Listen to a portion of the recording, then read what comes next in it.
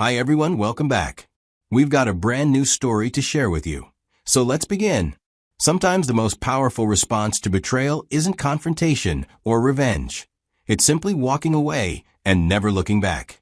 My name is Evan, and this is how I discovered my wife's affair, disappeared without a word, and 3 years later, she never expected what I told her. I met Naomi after we both graduated from college and started dating seriously within a few months. We were both in our 20s, fresh out of school with degrees in hand and optimistic about building our futures.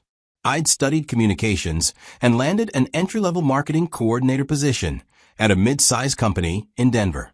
Naomi had majored in finance and secured a financial analyst role at a major investment firm with clear advancement potential. From the beginning, there was an income disparity between us, but it never felt like an issue during those early years. We were both young professionals starting out, both excited about our careers and our relationship. By the time we'd been together for 2 years, marriage felt like the next step. We were spending most nights together anyway, had met each other's families, and were making plans that extended years into the future. We got married in a simple ceremony with close friends and family. Those first few years of marriage were characterized by building a life from almost nothing. We rented a 1-bedroom apartment in a decent neighborhood, splitting the $1,300 monthly rent evenly. We divided all our bills proportionally based on income, which meant Naomi contributed more to shared expenses, but I always paid my fair share. We saved aggressively for a down payment on our first home, putting away whatever we could spare each month. The income difference didn't create tension because we were both working hard and contributing to our shared goals. Naomi's higher salary meant we could save faster and afford a slightly nicer lifestyle, but I never felt like I was being supported or that my contributions didn't matter. We were partners building something together, and that partnership felt genuine and balanced. Within those first 5 years of marriage, my career trajectory didn't progress as quickly as Naomi's did. While she was promoted twice at her firm, moving from analyst to senior analyst, and seeing her salary climb, I remained in mid-level marketing roles, earning around half her salary. I wasn't unhappy with my work, but I also felt somewhat stuck in corporate structures that limited creativity and entrepreneurial thinking. After our 5th marriage anniversary, I made a decision that would significantly impact our financial dynamic. I decided to leave my corporate marketing job and pursue freelance digital marketing work. I'd been developing skills in SEO, content strategy, and social media management, and I believed I could build a sustainable business helping small companies with their online presence. Naomi was supportive of this transition, at least outwardly. We discussed the financial implications. My income would be unpredictable initially, meaning she'd carry more of our household expenses while I built my client base. She said she believed in my abilities and was willing to support this career change if it meant I'd be happier and have more long-term potential. The reality of freelancing was harder than I'd anticipated. Building a client base took time, and my income for the first year was sporadic and significantly lower than my previous corporate salary. Some months, I'd land good contracts and bring in decent money. Other months, I'd struggle to find work and contribute almost nothing to our household finances. During this period, Naomi's career continued advancing. She was promoted to investment analyst. The income gap between us, which had always existed but felt manageable, became more pronounced. I won't pretend this dynamic didn't create some internal pressure for me.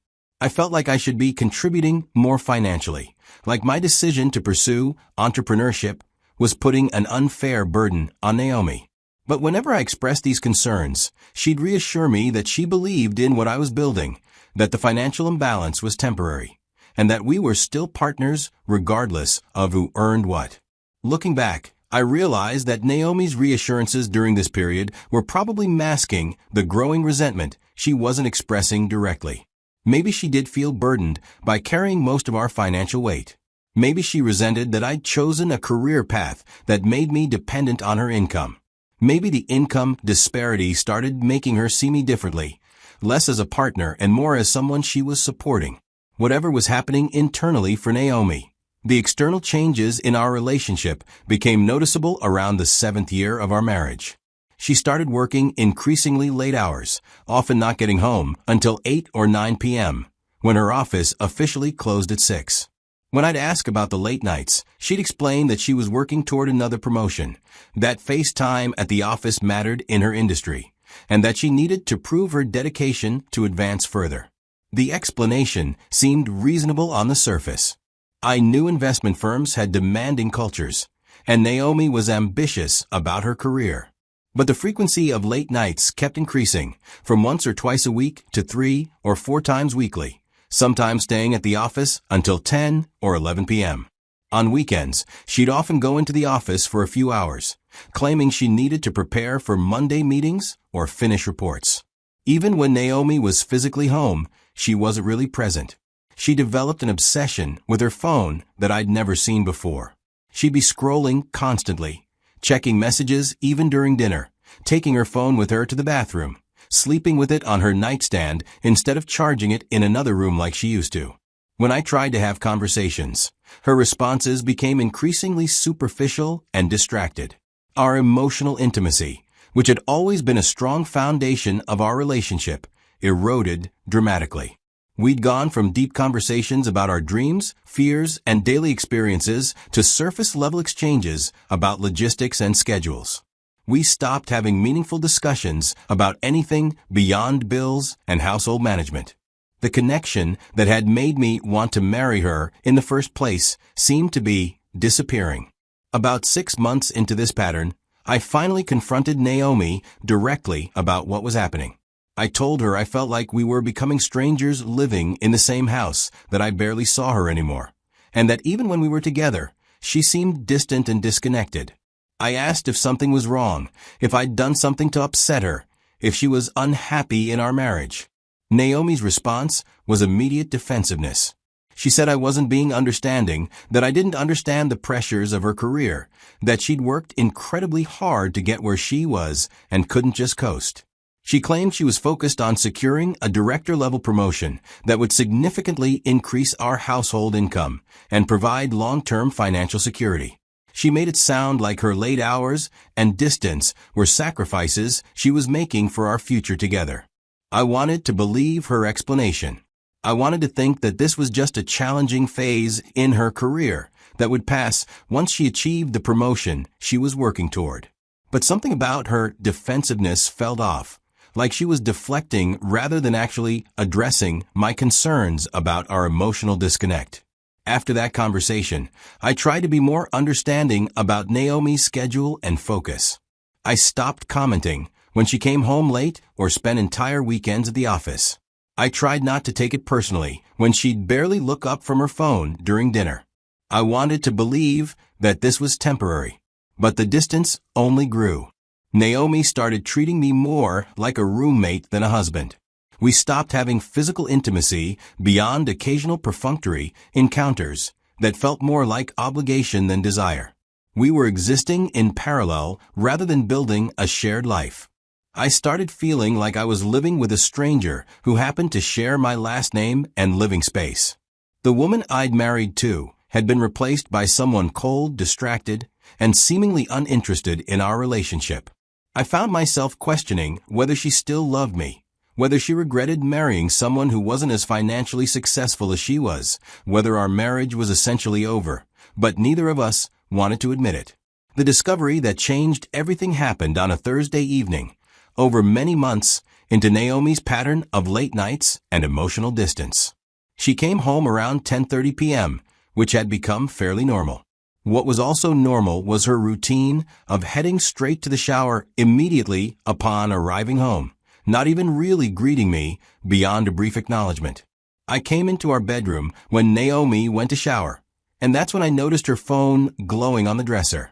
She'd left it there rather than taking it into the bathroom with her, which was unusual given how attached she'd become to the device.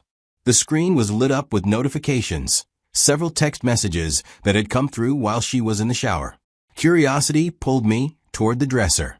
I knew I was about to violate her privacy by looking at her phone, but something stronger than respect for boundaries was driving me, the need to know what was really happening in my marriage. I looked down at the lock screen and saw several notification previews. The messages were from a contact, saved as just a first name. The previews showed only portions of the messages because the phone was locked, but what I could read was devastating. One message said something about how amazing she looked today, asking her to keep dressing this way. Another referenced how she was wet from the get-go. A third message was more explicit, mentioning how much he'd enjoyed their time and didn't know how much time had flown by. I stood there frozen, reading and rereading these notification previews, my mind trying to process what was obvious, but what I desperately didn't want to believe. Naomi was having an affair. The late nights, the phone obsession, the emotional distance, the defensiveness. It all suddenly made perfect sense. She wasn't working late. She was seeing someone else. She was building a relationship that had nothing to do with our marriage. My hands were shaking as I pulled out my own phone and photographed Naomi's lock screen, showing these notifications. I knew I needed evidence, something concrete that proved what I discovered wasn't my imagination or misinterpretation. The photo captured several message previews from the affair partner, time-stamped and clearly visible. I heard the shower turn off and quickly moved away from the dresser, my heart pounding. Naomi emerged from the bathroom, grabbed her phone without really looking at me, and got into bed. She was asleep within minutes, while I lay there in the dark, my mind racing through implications and decisions. I didn't confront her that night. In fact, I never confronted her at all about what I discovered. Some part of me understood immediately that confrontation wouldn't give me what I needed. Naomi would probably deny, minimize, make excuses, or turn around on me. We'd have a terrible fight that would end with me either accepting to work on the marriage or filing for divorce, and either outcome required staying engaged with someone who'd already shown me how little I mattered to her. Instead, I started planning my exit that very night. I lay awake thinking through what I needed to do to leave not just the marriage, but the entire life we'd built together in Denver. I realized that most of my work was online anyway, that I could take my freelance digital marketing business anywhere, that I wasn't tied to this location or this life beyond the relationship I was ready to end. Over the next couple of days, I moved through our home and daily routine like I was operating on autopilot. I maintained normal surface interactions with Naomi, but internally I was completely detached, already gone from a marriage, even though I was still physically present. During that week, I quietly made preparations. I transferred money from our joint account into a personal account I opened, leaving enough to cover the month's bills, but taking my fair share of our savings. I reached out to my few steady clients and explained I was relocating and would continue working with them remotely. I researched areas far from Denver where I could disappear and start over.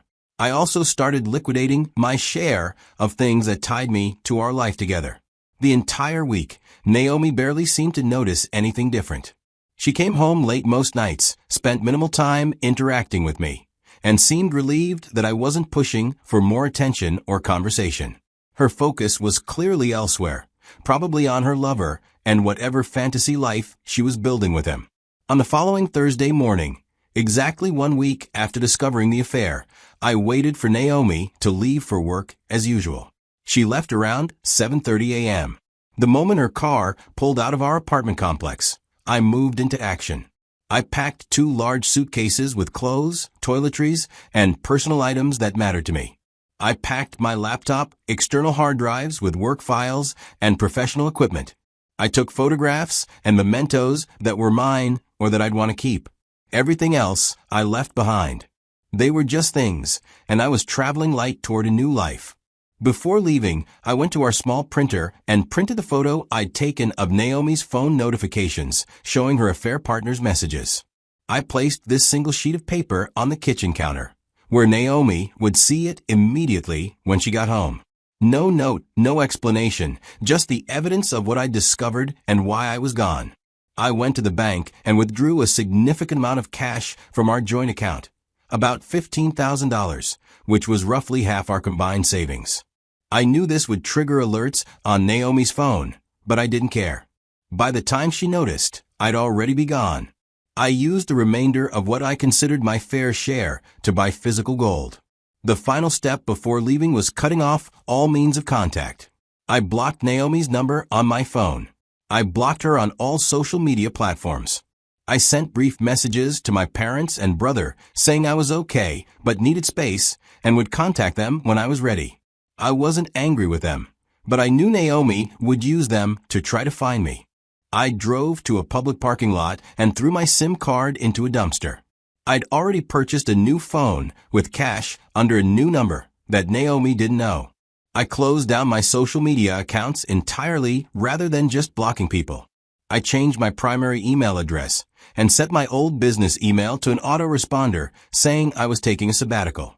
By midday Thursday, I was driving east out of Denver with no specific destination beyond far away. I eventually ended up in rural Missouri, where I found a small cabin for rent outside a town of about 3,000 people. The cabin was basic but had internet access, which was all I needed for my work. The rent was cheap, the landlord asked few questions, and the location was remote enough that I could truly disappear. I had no idea what Naomi did when she got home that evening and found the printed photo on the counter, found me gone with my belongings, and found the bank account depleted. I'd blocked her completely, so I never received whatever messages or calls she attempted. I told no one where I was going, so she couldn't use mutual friends or family to locate me. For all I knew, Naomi might have been relieved that I'd left, making her affair with her lover easier to pursue openly. Or she might have panicked and tried desperately to find me. Or she might have been angry about the money I'd withdrawn and my disappearance without confrontation. I'd never know her initial reaction, and I realized I didn't actually want to know.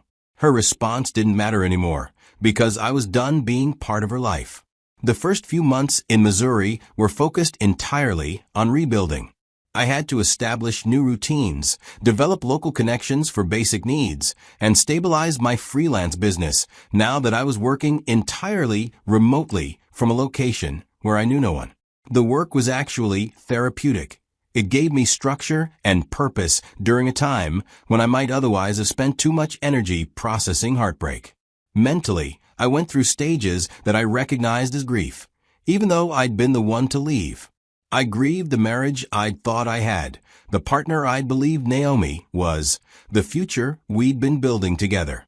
I felt anger at her betrayal and at myself for missing signs that were probably obvious in hindsight. I felt relief at escaping a relationship that had become hollow and dishonest. But somewhere around month 4 or 5, I experienced a fundamental shift. I moved from feeling heartbroken about what had ended to feeling done with the entire situation. The woman who cheated on me while I was working to build our life together no longer mattered to my present or future. The marriage that had dissolved wasn't something I wanted to resurrect or even understand better. I was simply finished with that chapter of my life. This mental shift from heartbroken to done was liberating. I stopped wondering what Naomi was doing or whether she regretted losing me. I stopped imagining scenarios where we might have worked things out if I'd handled discovery differently. I stopped feeling like a victim of her choices and started feeling like someone who'd made a strong choice to walk away from what wasn't serving me. My freelance business actually grew significantly during this period. Without the distraction of a failing marriage, and with complete focus on work, I was able to take on more clients, deliver better results, and build strong professional relationships. Within a year of leaving Denver, I was earning more than I ever had before, not Naomi's 6-figure salary, but a solid income that supported my simple lifestyle comfortably.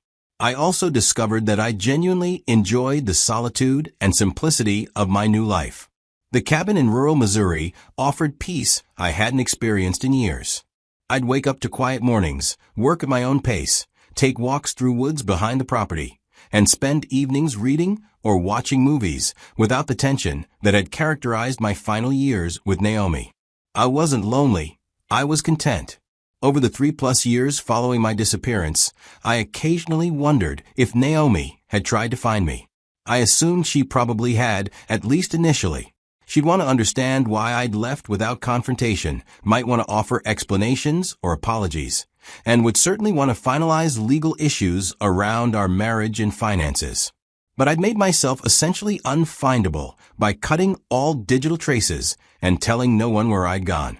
I also wondered sometimes if she'd moved on completely, if her affair partner had become her new partner, if she'd simply replaced me and continued her life in Denver without looking back. Part of me hoped that was the case, that she'd found whatever she'd been seeking when she chose to have an affair, and that my exit had freed both of us from a marriage that wasn't working. But mostly, I didn't think about Naomi or our ended marriage at all.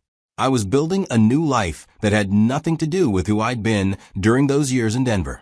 I was becoming someone different, more independent, more self-assured, more clear about what I wanted and didn't want in relationships and life generally. The knock on my cabin door came on a Tuesday afternoon, 3 years and 1 month after I'd left Denver. I wasn't expecting anyone. I rarely had visitors beyond the occasional delivery driver or the landlord checking on property maintenance. I opened the door and froze completely. Naomi was standing on my porch. She looked different from when I'd last seen her 3 years ago. Her hair was shorter, styled differently. She was dressed casually in jeans and a sweater rather than the professional attire I'd always associated with her. We stared at each other for several seconds without speaking. I was processing the shock of seeing her after years of complete separation, trying to understand how she'd found me when I'd been so careful about disappearing. She looked uncertain, like she wasn't sure I'd even recognize her or acknowledge her presence. Finally, Naomi spoke. She said she'd been trying to find me for a long time, that it had taken hiring multiple private investigators before one finally tracked me down through some digital footprint I'd apparently left despite my precautions. She said she'd driven straight from Denver when she got the address, that she needed to talk to me, that there were things she needed to say. I stood in the doorway, not saying anything, torn between the impulse to close the door in her face and curiosity about what could possibly have motivated her to spend years and apparently significant money tracking down someone who'd made it clear he was done. A part of me wanted to tell her to leave, that showing up uninvited at my home after 3 years was inappropriate and unwelcome. But another part of me recognized that this unexpected visit might actually provide the closure I hadn't realized I needed. For 3 years, I'd lived with questions about how things ended, what Naomi thought when she found me gone, whether she'd felt any remorse, what stories she told herself about why our marriage failed. Maybe letting her say whatever she'd come to say would finally close that chapter completely. Against my better judgment, I stepped aside and gestured for Naomi to come inside. She entered hesitantly, looking around the small cabin that was now my home. I could see her processing the contrast with the apartment we'd shared in Denver. This place was much smaller, simpler, more isolated. She looked confused about why I'd chosen this life after leaving her. We sat down in my small living area, me in the chair and Naomi on the couch, maintaining physical distance. Naomi looked at me with an expression I couldn't quite read, like she knew this conversation might not go the way she wanted, but felt compelled to try anyway. She started by saying she'd been in therapy for the past 2 years. She said her therapist had helped her understand things about herself, about our marriage, about why she'd made the choices that drove me away. She claimed she'd done significant personal work, that she wasn't the same person who'd had an affair and taken me for granted. Naomi said she regretted everything that had happened, that she understood now how badly she'd hurt me and how little she'd valued what we had together. She said she still loved me, that she'd never stopped loving me, even when she was making terrible choices. She said she wanted to talk about whether we could work things out, whether there might be a path forward together. I listened to this speech without expression, watching Naomi cry as she delivered what was clearly something she'd rehearsed many times. When she finished talking and looked at me expectantly, I let the silence stretch for a moment before responding. I asked her to explain exactly what happened after I left, what her life had been like for the past 3 years. Not because I particularly cared, but because I wanted to hear her tell the story, wanted to know if she'd acknowledge the full truth of her choices. Naomi took a shaky breath and started explaining. She said that when she came home that Thursday evening and found the printed photo on the counter, found me and my belongings gone, found the bank account depleted, she'd panicked completely. She tried calling and texting me repeatedly before realizing I'd blocked her. She'd contacted my family and friends trying to find me, but I'd apparently told everyone I needed space and hadn't shared my location. She admitted that in her panic and anger, she'd done something incredibly stupid. She'd filed for divorce. She said she was furious that I'd left without confrontation, that I'd taken money from our account, that I'd disappeared, making it impossible for her to explain or apologize. So she'd hired a lawyer and filed divorce papers, which were served through publication since my whereabouts were unknown. The divorce went through uncontested since I never responded to the papers I never received. Our marriage was legally dissolved about 6 months after I left. Naomi said at the time, she told herself this was fine, that we were clearly over anyway, that she could move forward with her lover without the complication of still being married. But the relationship with the lover fell apart quickly once it was no longer a secret affair. Naomi said that what had felt exciting and passionate when it was forbidden became ordinary and disappointing when it was her actual relationship. Her affair partner, it turned out, was married himself and had never intended to leave his wife. When Naomi pushed for a real relationship after our divorce, he ended things entirely. Naomi described the year following our divorce as the worst of her life. She'd lost her marriage, lost the affair that had seemed so important, and found herself completely alone, dealing with the reality of her choices. She said she'd achieved the promotion she'd been working toward, but it felt empty without anyone to share it with. She said she tried dating, but couldn't connect with anyone because she was still processing what had happened with us. By the end of that first year, Naomi said she realized she destroyed something irreplaceable when she chose to have an affair rather than work on our marriage. She said she understood too late that my worth had nothing to do with income, that I'd been a devoted partner who'd supported her ambitions even when my own career was struggling, that I'd loved her without condition while she'd taken that love for granted.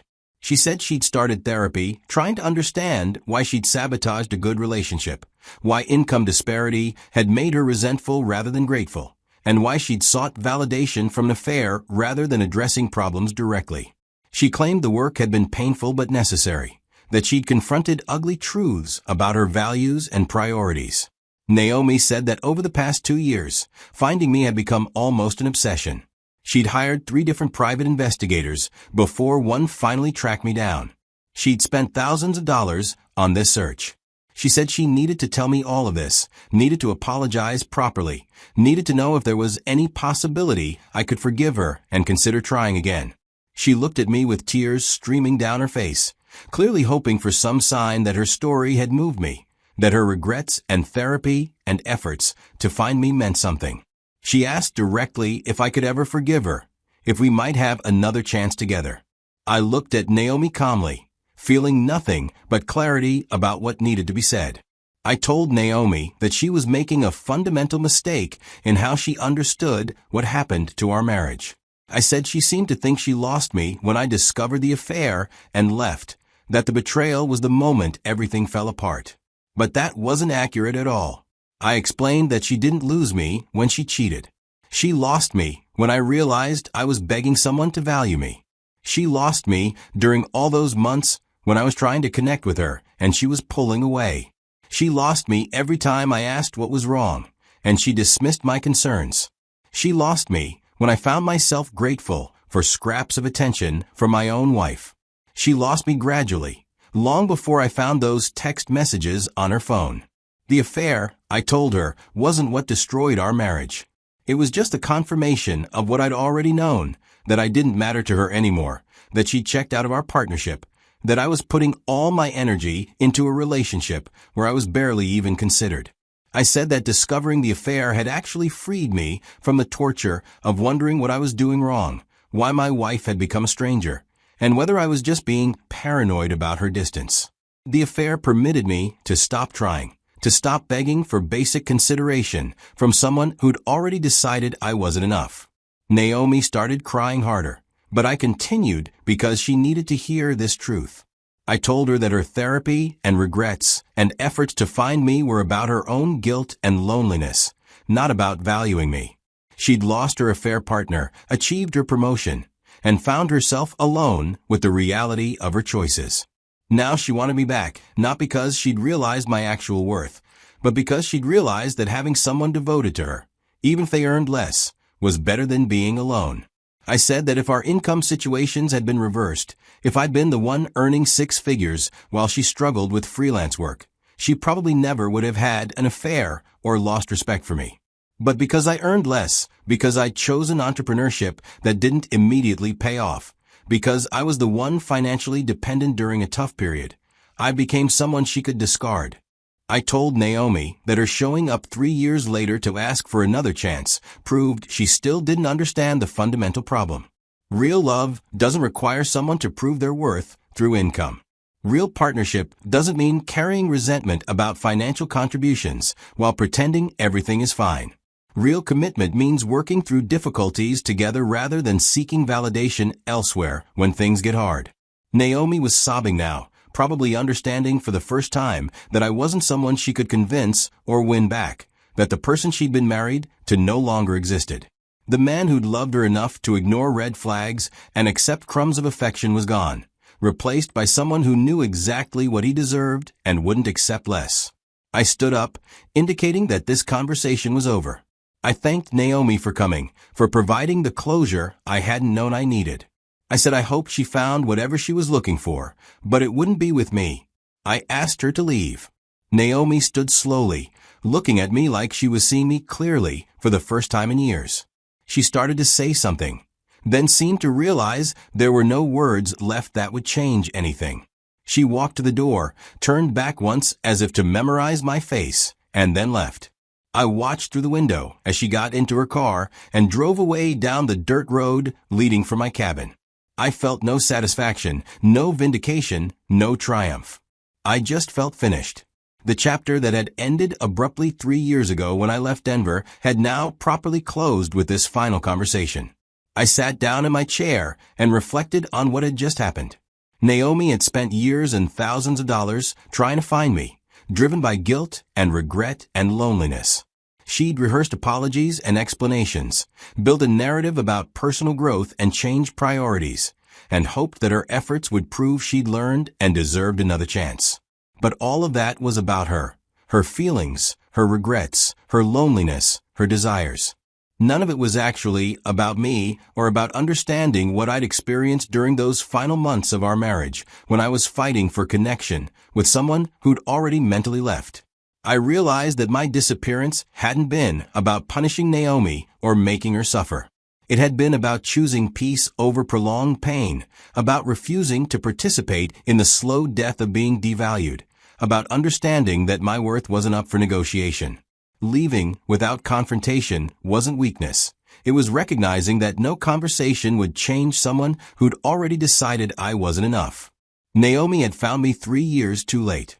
Not because I'd hidden particularly well, or because the private investigator had taken that long to track me down.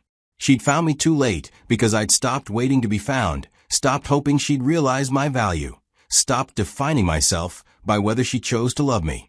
The man she'd been married to would have been devastated by her affair and desperate for her to choose him. The man I'd become understood that real love doesn't require you to beg for basic consideration, and that walking away from someone who can't see your worth isn't giving up. It's finally choosing yourself. Sometimes disappearing isn't about running away. It's about running toward the life you deserve, away from people who've shown they don't value what you offer. It's about understanding that closure doesn't require confrontation, that healing doesn't require forgiveness, that moving forward doesn't require understanding why someone betrayed you. Naomi showed up thinking the story was about her making a mistake and seeking redemption. But it was actually about me learning that I deserve someone who never makes me feel like I need to earn their love, who values partnership over income, who chooses me clearly and consistently rather than resentfully and conditionally. I'm still in my cabin in Missouri, still running my digital marketing business, still living the quiet, peaceful life I built after leaving Denver. I don't wonder anymore about what Naomi is doing or whether she's found what she was looking for. Her life and choices are no longer relevant to mine. The story has ended, and I'm content with how it concluded, not with dramatic confrontation or attempts at reconciliation, but with simple clarity about what was real and what matters. Sometimes the most powerful thing you can say to someone who broke your trust is simply that you've moved on without them, and you're better for it. That's enough.